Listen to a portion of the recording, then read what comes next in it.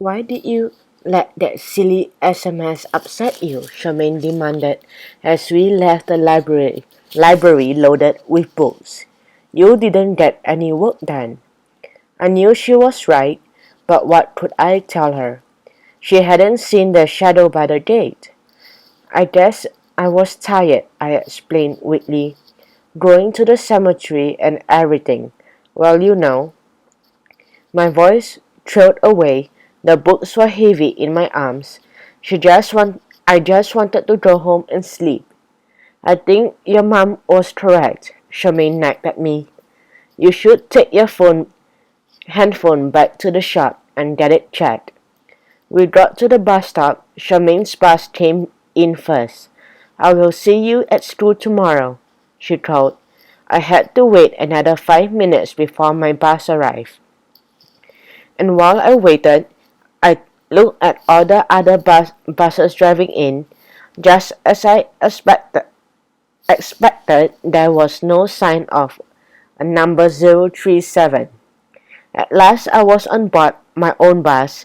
I found a seat at the back next to a big fat boy who smelled like old hamburgers. At least now I had some time to think. Maybe Mom and Charmaine were right. Maybe I should go back to the handphone shop tomorrow after school. Maybe something was wrong with my beautiful new phone. I sighed to myself. It had been such fun buying it yesterday. My old handphone had been stolen last week and Mom had given me the money to buy a new one.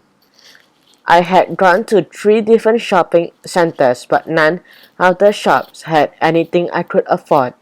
I was just about to give up and go home when I saw a funny little shop in the basement. I had never seen it before. It was called Happy Answers.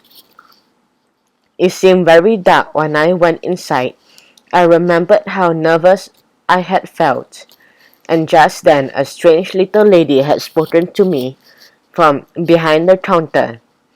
She wore a blue uniform that looked almost too big for her. She was lost inside it. Hello, I am Rosie. Her eyes were the brightest thing in the shop. They shone at me as though they had lights burning behind them. And her long nose came to a funny point. So did her chin. I felt even more nervous. I am just looking for a handphone, I told her, backing away from the counter. She reached up the shelf and selected a handphone. She held it out to me. Go on, she said. You can hold it. It was the most fantastic little handphone I had ever seen. Cute pictures flashed onto its screen. All kinds of fabulous ringtones were playing one after another. I suddenly knew it was the one I wanted. I could never afford it, I said sadly, handing it back. Who said? Rosie chuckled, leaning closer. How much money have you got? I opened my purse and showed her. Rosie's eyes glinted. Well, this handphone would normally cost twice as much as that, she told me. But if you believe in magic, I will give you a magic surprise. Her little head bobbed even closer. Tell me, Jean, do you believe in magic? She whispered. I didn't know what to say. Sometimes I do, I managed to mumble. Then I blinked. How do you know my name? A good shopkeeper always knows everybody's name. Rosie popped the handphone into a box and gave it to me. There you are, dearie. Anyone who believes in magic is a friend of mine.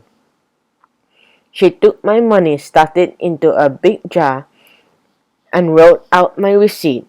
She had cut the price in half. I stared at the sleek box and then at her.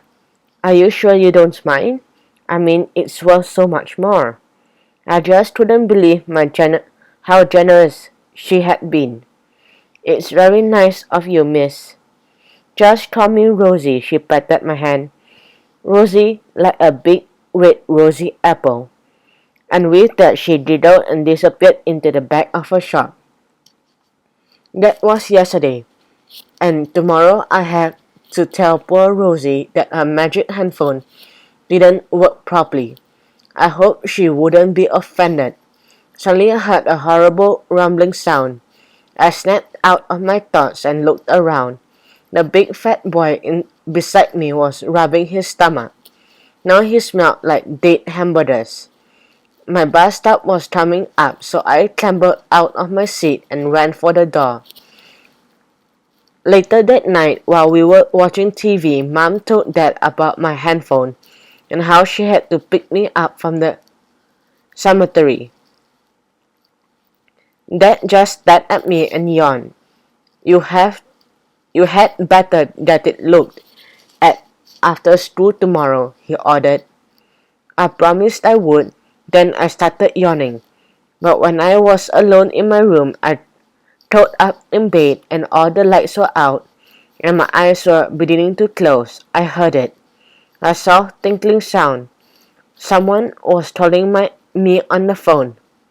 Someone or something wanted to talk to me.